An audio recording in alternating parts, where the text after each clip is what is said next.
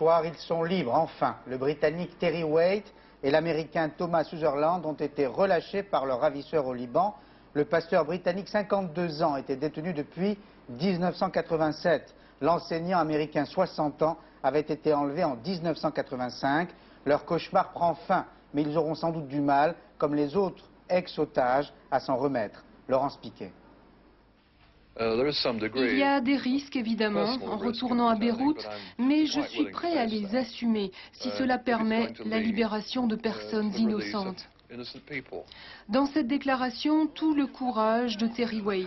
Formidable négociateur dans l'affaire des otages, il obtient la libération de 10 personnes et paye cher ses victoires. Plus de 6 ans passés dans les geôles des extrémistes chiites libanais. Il faut attendre 1990 pour avoir de ces nouvelles.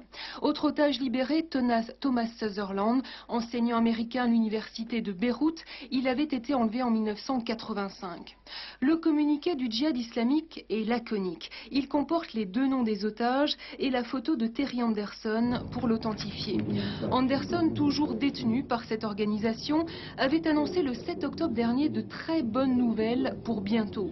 Une vidéo très médiatique qui permettait ici au djihad de réaffirmer sa volonté de règlement global de l'affaire des otages. Un espoir amorcé en août dernier lors de la libération de John McCarthy. Un premier pas que l'on doit aux efforts du secrétaire général de l'ONU. 3 mois de médiation pour parvenir ce soir à 2 nouvelles libérations. Javier Pérez de Cuellar est optimiste. Tous les otages pourraient être libérés d'ici la fin de l'année. 6 occidentaux sont encore détenus au Liban. Illusion perdue en Croatie. Il y a 3 mois à peine, les Croates se voulaient libres, se croyaient libres. Ils ont abdiqué aujourd'hui à Vukovar devant une armée fédérale, j'allais dire serbe, triomphante. Il faut dire qu'après 87 jours de siège et de combats très violents, les forces croates ne contrôlaient plus ce matin que quelques immeubles de la ville. Leur reddition a donc commencé en milieu d'après-midi, une reddition sans condition. Morada Itabouche. Joie simulée ou pas, ces soldats croates quittent le champ de bataille en chantant. Visiblement soulagés, ils sont les premiers à fuir Vukovar. Nous avons peur. Il y a beaucoup de civils qui ont été tués. Pendant 87 jours, les forces croates ont résisté au pilonnage, au bombardement et au mitraillage de la ville par l'armée fédérale. Mais cet après-midi, le commandant croate de la ville a ordonné la capitulation de ses troupes. L'armée yougoslave peut poursuivre son offensive et prendre possession de Vukovar. Même s'il reste un dernier carré d'irréductible, la fin semble proche. Sur la route, les dégâts sont considérables. Vukovar, ville fantôme, est en ruine. Selon l'agence de presse Tanjung, plus de 5000 personnes ont déjà quitté la ville. Les organisations humanitaires devraient pouvoir désormais intervenir, mais la situation est plus que critique. Plus loin, dans la région de Zadar, le cessez-le-feu n'est là aussi pas respecté par l'armée yougoslave, une fois de plus. En France, l'affaire Urbain n'est pas classée. L'avis du Conseil d'État, qui avait donné raison à Michel Peuzet, député socialiste des Bouches-du-Rhône, ne constitue pas l'épilogue. La procédure judiciaire suit son cours, c'est ce qu'a dit aujourd'hui Marc Solon, le vice-président du Conseil d'État. Cette affaire aura en tout cas suscité une vocation. L'ex-inspecteur Godino prend goût à la politique. Il se présentera aux élections régionales dans les Bouches-du-Rhône. Il conduira une liste baptisée pour la vérité contre la corruption. Elle sera en marge de tous les partis politiques et composée de personnalités issues de la société civile. Il faudra attendre janvier pour en savoir plus, mais Antoine Godino a déjà désigné ses adversaires, les hommes politiques en général, Bernard Tapie en particulier. Béatrice Nivois, Marc Doux. L'ex-inspecteur Godino fait recette, toute la presse l'attend et pourtant il n'a pas encore annoncé officiellement quoi que ce soit. Tout le monde sait que depuis 1 an, sous les feux des projecteurs ou ailleurs, dans les colloques, les forums, il se bat comme il le dit pour dénoncer les manipulations du pouvoir. Raclement de gorge un peu tendu, il annonce sa candidature aux élections régionales dans les Bouches-du-Rhône. Ma liste indépendante est la réponse que j'entends donner à ceux qui ont corrompu nos institutions, avili les mœurs de la République et substitué au service de l'État le service du parti. Godino se prend-il pour Don Quichotte, Zorro, le chevalier blanc? La comparaison n'est pas faite pour lui plaire. L'ex-inspecteur va s'entourer de gens issus de la société civile qui partagent ses idées. Si faire ce que je fais avec les gens qui sont derrière moi, cela revient à être Chevalier Blanc ou Don Quichotte, ça veut dire que c'est la perversité, la perversion, ça veut dire que c'est la corruption qui a gagné. A-t-il eu des menaces depuis un an, date de parution de son livre où il retrace ses investigations dans l'affaire Urbain? Antoine Godino a appris à faire des révélations au compte-gouttes. La composition de sa liste ne sera connue qu'en janvier. C'est une liste protégée, dit-il. En tout cas, il ne cache pas sa volonté de combattre le candidat Tapi et il clame haut et fort ne pas avoir été récupéré par la droite. Aujourd'hui, l'inspecteur révoqué de la police peut être satisfait. L'avis du Conseil d'État n'arrête pas de fait la procédure judiciaire dans l'affaire Urbain conduite à Lyon. Et la réaction de Bernard Tapie n'a pas tardé. Antoine Godino, dit-il, tombe le masque. Gaudin, Godino, même combat, il apparaît comme un véritable adversaire politique.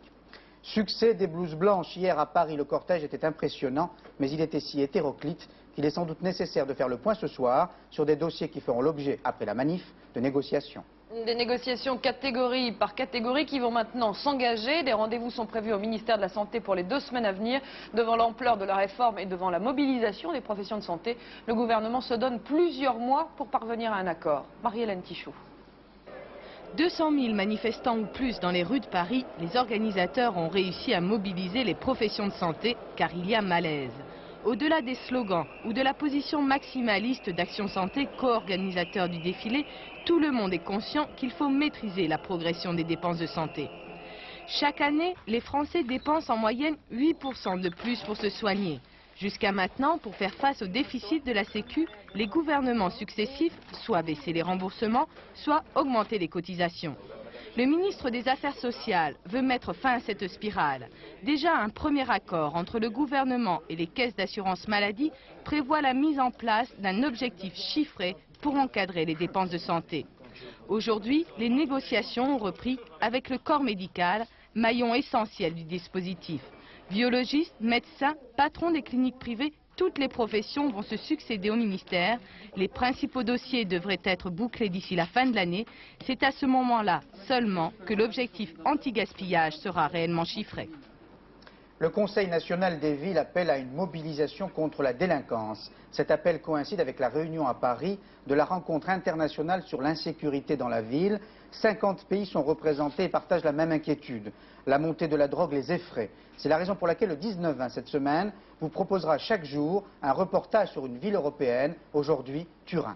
Turin qui doit faire face aux mêmes problèmes que toutes les grandes villes industrielles en Europe, chômage, banlieue mal équipée et jeunes sans formation. Toutes les conditions sont réunies pour que la drogue s'installe. Face à ce fléau, les adultes se sont d'abord révoltés. Ils sont maintenant désarmés. Reportage sur place d'Anne Rongère et Philippe Jasselin. Coincée entre béton et bitume, elle lutte vaillamment contre l'oubli. Même dans un oratoire de fortune, au milieu d'un parking, la Madone de Naples reçoit des fleurs et des bougies. Une façon de retrouver leurs racines pour ceux que l'on appelle ici les émigrés. Arrivés par milliers du sud de l'Italie, à l'époque faste où la Fiat embauchait, ils ne sont toujours pas intégrés et vivent comme cette femme qui ne parle que son dialecte natal dans la nostalgie du sud. Je ne sors jamais, je ne vois personne. Et là-bas ? Oh, là-bas, je sortais tout le temps, je connaissais tout le monde. Ce sud un peu mythique, la génération d'après n'y remettrait les pieds pour rien au monde. Elles ont 15 ans, elles se maquillent en cachette à l'école de coiffure et pour elles, le sud, c'est un peu la préhistoire. Pour mes frères et mon père, la place d'une jeune fille, c'est à la maison. C'est dur, parce que je ne peux pas sortir avec mon ami. Et ses copains lui disent, qui c'est cette fille? Une sainte ou quoi? C'est parmi ces jeunes sans repère et souvent au chômage que la drogue fait le plus de ravages. Le trafic se fait en pleine rue dès la tombée de la nuit. Drogue, délinquance, la spirale classique. Le père Giovanni a été bouleversé lorsque des toxicomanes ont essayé de le cambrioler. Depuis, il a fait blinder la porte de la sacristie. Une fois, je n'ai pas eu le temps de fermer la porte et j'ai reçu un coup de crosse de revolver sur la tête. L'église, le dernier recours souvent des Italiens, se sent elle aussi démunie face à la drogue. Il arrive souvent que l'on trouve des jeunes dans les coins en train de se piquer. Vous en avez vu, vous? Oh oui, plusieurs fois. Et quelle est votre réaction face à ça? À force, on s'habitue. Moins résignés, dans ce centre pour toxicomanes, des médecins proposent aux parents de les aider. Mais rares sont ceux qui acceptent. En Italie, la famille est très unie. Elle a tendance à se replier sur elle-même. Alors quand surgit le problème de la drogue dans une famille, plutôt que de demander de l'aide à l'extérieur, la famille se renferme sur elle-même pour que personne ne soit au courant. La drogue reste un sujet tabou et les émigrés rêvent d'un retour au pays qui résoudrait tous les problèmes. La nostalgie pour seul refuge. Madame Georgina Dufoy, bonsoir. Bonsoir. Vous êtes déléguée générale à la lutte contre la drogue et la toxicomanie. Vous avez regardé attentivement ce reportage. J'ai l'impression que ce reportage, on peut le faire dans n'importe quelle banlieue d'une ville française, j'allais dire d'une ville européenne. Ce qui est commun entre tous les jeunes de ces banlieues, c'est deux choses qui ont été effectivement dites dans ce film. C'est l'absence de repères et puis les conditions sociales difficiles qui font qu'il n'y a pas de perspective, pas d'espoir. J'ai l'impression que l'Europe de la drogue se fait plus facilement que l'Europe politique ou l'Europe du désarroi. C'est un peu rapide. Pour lutter contre la drogue, l'Europe se fait, et demain je suis à Bruxelles pour cela. On ne peut pas dire que les législations européennes soient parfaitement adaptées. Il y a encore beaucoup de travail à faire pour que l'Europe de la drogue, comme vous le dites, se fasse. Ce qui est sûr, c'est qu'on arrive dans un moment de civilisation où l'Europe occidentale et l'Occident en général, puisque les États-Unis nous ont un peu précédés, mais enfin, en tout l'Occident se trouve dans une période de manque de repères terrible. Ça, c'est une réalité. Alors comment faire pour mieux lutter? On hésite souvent entre la répression ou la prévention. J'ai l'impression que c'est un petit peu la même chose finalement, que c'est insuffisant des deux côtés. Oui, mais si on ne le faisait pas, là, ça serait vraiment très dangereux. On est obligé de le faire, de toute façon. Aujourd'hui, vous avez parlé de cette conférence internationale qui se tient à Paris, où j'ai entendu ce matin des Russes, des Américains, des Anglais, des Français, des Européens qui travaillaient tous ensemble pour essayer d'affiner leur politique de prévention. En fait, c'est quand même déjà très intéressant. Ça veut dire qu'il y a dans tous les pays du monde des responsables, en particulier des maires, qui sont prêts à se mobiliser pour éviter que le processus ne gagne. Alors, est-ce qu'ils réussiront? Je ne sais pas. Mais ce qui est sûr, c'est qu'il faut qu'ils essayent. Et ils essayent avec une très très grande volonté et des moyens financiers. Vous avez dit maire, je ne voudrais pas jouer sur les mots, les maires des grandes villes. Oui, mais il y a aussi les mamans. Alors justement, j'ai l'impression qu'il y a comme un décalage entre les responsables institutionnels et les parents. J'ai le sentiment que vous n'associez pas assez, on va dire les mères, les mamans, ou les papas.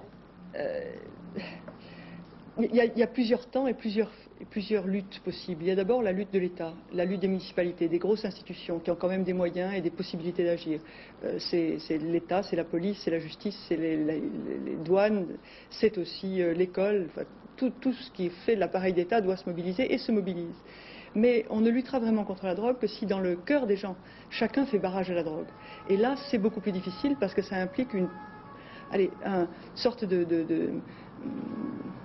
d'élan presque individuel. Alors qu'est-ce qu'on a fait pour provoquer l'élan individuel? D'abord, on a essayé de mettre en place depuis 1 an en France un lien de solidarité entre toutes les familles, qui est tout simplement un téléphone, qui est ouvert 24 heures sur 24, 7 jours sur 7. Voilà, le téléphone, c'est 48 09 13 13. L'objectif, c'est pas simplement de téléphoner, c'est de créer un lien de solidarité et que les gens puissent avoir des point de chute quand ils sont vraiment dans la difficulté. C'est le premier lien entre les familles de toute la France. Alors, autre élément, parce que pour moi c'est important, se mobiliser autour de l'école. Comment faire pour que cette solidarité commence à se créer autour de l'école pour opposer des réseaux de vie aux réseaux de mort que sont les réseaux des dealers. Il est dorénavant possible de constituer dans tous les lycées et dans tous les collèges des comités de lutte antidrogue qui vont rassembler les parents, les élèves, les policiers, les commerçants, tous ceux qui luttent contre la drogue pour être plus efficaces. Madame Dufoy, c'est un commencement. Vous étiez ministre des Affaires sociales en 85. Vous savez que des associations d'hémophiles ou de transfusés ont mal réagi à vos propos tenus chez Anne Sinclair à 7 sur 7. Vous aviez dit « je me sens responsable mais pas coupable ». Écoutez, ils ont trouvé ça consternant. Tous n'ont pas mal réagi. Moi, j'en ai vu qui n'avaient pas mal réagi et qui ont compris qu'effectivement, notre responsabilité, que je la ressens très profondément, très fortement, que j'ai vraiment le sentiment, honnêtement, que nous avons, à l'époque, pris les mesures qui s'imposaient dans un temps que l'on pourra discuter, à 1 semaine près, à quelques jours près, à quelques mois près, mais que tous les pays du monde ont pris ces mesures en même temps et que nous avons fait ce que nous pensions à l'époque, comme étant le plus rapide possible. Voilà. Avec le recul, attendez, n'allez pas trop vite parce que c'est tellement important que je ne peux pas ne pas en parler, avec le recul, il apparaît bien évidemment qu'on aurait dû aller 100 fois plus vite. Mais il faut comprendre que dans ce moment-là... Vous exprimez comme un regret. Oh, mais vous savez, dans la vie, on a toujours des regrets. C'est évident. Avec le recul, on comprend la gravité du sida, on comprend la gravité de l'ensemble de la pandémie du sida. À cette époque-là, on la voyait beaucoup moins importante qu'elle ne le fut après. Mais ce qui est vrai aussi, c'est qu'avec 5 ans de décalage, il faut garder une certaine humilité. Dans 5 ans, on ne sait pas comment on jugera les temps d'aujourd'hui. Il se passe peut-être aujourd'hui des choses semblables qu'on ne connaît même pas. Vous pensez que l'indemnisation des transfusés suffit à panser les plaies? Aucune indemnisation ne remplace jamais la souffrance. Je crois simplement que nous avons un devoir de solidarité et que ce devoir s'exerce de cette façon-là. Est-ce idéal? Ça ne l'est jamais, mais c'est déjà important. Merci Madame Dufoy. Les nuages s'accumulent sur la sidérurgie française. Aujourd'hui, la filiale d'Usinor Sacilor, Unimétal, a annoncé qu'elle allait supprimer près d'un tiers de ses effectifs, soit près de 3000 emplois d'ici 1995. Les 2 régions les plus touchées sont la Normandie et la Lorraine. La Normandie, d'abord, est touchée de plein fouet avec la fermeture de l'usine de Mondeville, près de Caen. Et la Lorraine, vous allez le voir, n'échappe pas non plus à la saignée. Reportage à Nancy de Bernard Derty. 2850 suppressions d'emplois d'ici à 1995, 1300 en Normandie avec la fermeture de Mondeville et plus de 1500 en Lorraine avec la disparition de plusieurs sites et la transformation de l'acierie de Gandrange en acierie électrique. C'est le plan d'Unimétal présenté par son PDG Robert Udry. Unimétal, qui est la branche produits longs d'Usinor Sacilor, a perdu 500 millions de francs en 1991. Ce plan, qui fait le choix de la filière électrique, est plus rentable pour l'entreprise parce que moins coûteux en hommes. Il a aussi pour conséquence de réduire notablement la filière fonte. La fonte qui ne sera plus utilisée désormais que pour des produits de haute qualité tels le rail. Pour le PDG d'Unimétal, contrairement au passé, ce plan ne vise pas à réduire la production d'acier qui reste fixée à 4 millions de tonnes.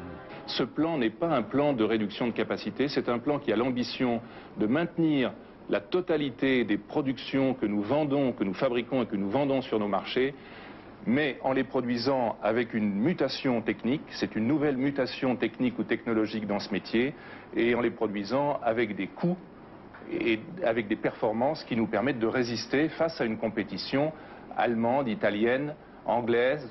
Pour les syndicats, au-delà d'Unimétal, c'est à l'ensemble de la sidérurgie que l'on pense. Et l'on estime que c'est près de 4000 emplois qui disparaîtront en Lorraine d'ici à 1995. Madame, monsieur, vous pouvez devenir propriétaire du Crédit Local de France. L'État va vendre ses actions dès demain, prix de vente 210 francs. C'est donc la fin officielle du Nini qui profitera au privé. On pensait que ces projets de privatisation partielle allaient être contrariés par le mini-crack de Wall Street de vendredi. Ce n'est pas le cas, mais l'inquiétude des places boursières produit d'autres conséquences. Les places européennes et asiatiques qui ont plutôt bien réagi, il n'y a pas eu d'affolement, mais l'alerte est importante. Cette chute boursière à New York montre la mauvaise santé de l'économie mondiale, chômage ou ralentissement de la croissance. Quelles conséquences pour la France? Réponse avec Martine Thiebaud. Wall Street vendredi soir, c'est le mini-crack surprise, moins 4%, avec des répercussions ce matin sur toutes les places asiatiques et européennes. Moyenne des baisses de 2 à 3%. À Paris, le CAC 40 affiche moins 2,95%. Même si Wall Street se redresse ce soir, le malaise est profond et les conséquences viennent frapper directement à notre porte. Première conséquence, une hausse des taux d'intérêt en France d'1,5% dès ce matin. Une mesure d'urgence pour soutenir le franc et dont les répercussions peuvent être importantes. Car un crédit plus cher, c'est pour chacun d'entre nous moins de possibilités de consommer et pour les entreprises des investissements plus difficiles à réaliser. Bref, un frein supplémentaire à la croissance économique. C'est un âne à boire.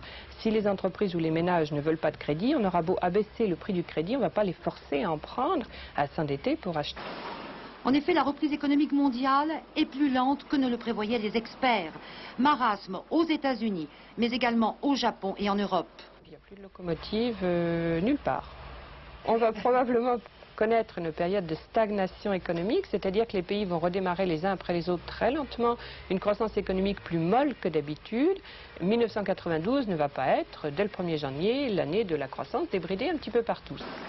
Il faudra donc attendre encore quelques mois avant de voir apparaître une réelle amélioration qui redonnera tonus aux entreprises et détente sur le front social.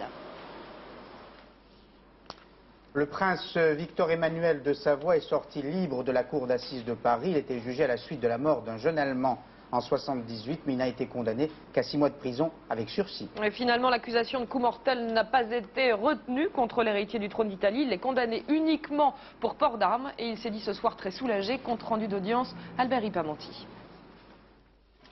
Libre, ce soir, Monsieur de Savoie est un homme libre et innocent. Le peuple souverain en a décidé ainsi, scellant le sort de l'aristocrate. Il n'est pas responsable de la mort du jeune étudiant Dirk Hammer. Ce n'est pas lui qui a porté les coups mortels. Les jurés ont seulement prononcé une peine de principe, 6 mois de prison avec sursis pour port d'armes prohibé. Le prince respire. Je n'ai jamais douté parce que j'ai toujours eu confiance dans la justice française, dans mes avocats, et que la justice a triomphé. Voilà. L'avocat général Tain avait requis 5 ans d'emprisonnement. La défense a plaidé l'acquittement, mettant l'accent sur les doutes et les incertitudes qui émaillent 13 ans de procédure. Des pièces à conviction qui disparaissent, l'absence de reconstitution, des témoins qui se contredisent et surtout des expertises balistiques non concluantes. Et Maître Lombard de brandir le spectre de l'erreur judiciaire. Vous ne pouvez pas condamner dans ces conditions. Après 2 heures de délibéré, il a été suivi. Reste un mystère.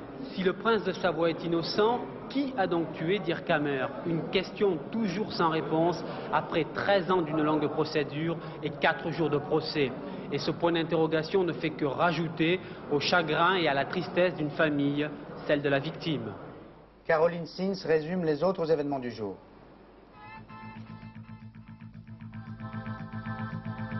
Accident ce matin sur une route du Tarn. Des agriculteurs en train de contrôler un camion chargé de foie gras ont été percutés par une voiture. 2 d'entre eux ont été blessés. Une enquête déterminera la responsabilité du conducteur. En effet, le barrage était bien signalé par des gyrophares. Cheyenne Brando, la fille de l'acteur américain Marlon Brando, s'est envolée de France ce matin dans le plus grand secret pour l'île de Papeete en Polynésie. La jeune femme est inculpée de complicité dans l'assassinat de son concubin, tué par son propre frère en 90. Interpellée vendredi dernier à Orléans, elle sera entendue par le juge d'instruction à Papeete. L'abbé Pierre a inauguré aujourd'hui une boutique Solidarité à Marseille destinée aux sans-logis. Ils y trouveront des conseillers, un téléphone, une boîte aux lettres et un écrivain public. C'est la 2e boutique ouverte par la Fondation Abbé Pierre. 8 autres le seront d'ici fin 92 pour aider un peu les 400 000 sans-abri de France. La vente aux enchères des vins du domaine des Hospices de Beaune a été morose. Présidée par la navigatrice Florence Artaud, les enchères ont baissé de 25% pour les vins rouges, de 41% pour les blancs par rapport à l'an dernier. Une bouteille a quand même été vendue 220 000 francs au profit des grands accidentés de la route. Pour terminer, les pronostics de Monsieur Courtine pour le tiercé écarté de demain à Maison Lafitte. Un nom partant le 12. Monsieur Courtine vous conseille le 10, le 14, le 15, le 5, le 9, le 17, le 4 et le 13. Et vous le voyez, le 10 est son joker. Ce 19-20 est terminé. Marc Hauteman vous donnera d'autres informations à 22h10 et vous confirmera la libération de 2 otages britanniques et américains au Liban. Dans quelques secondes, la météo complète de Michel Touré. Bonsoir, à demain 19h. Bonsoir.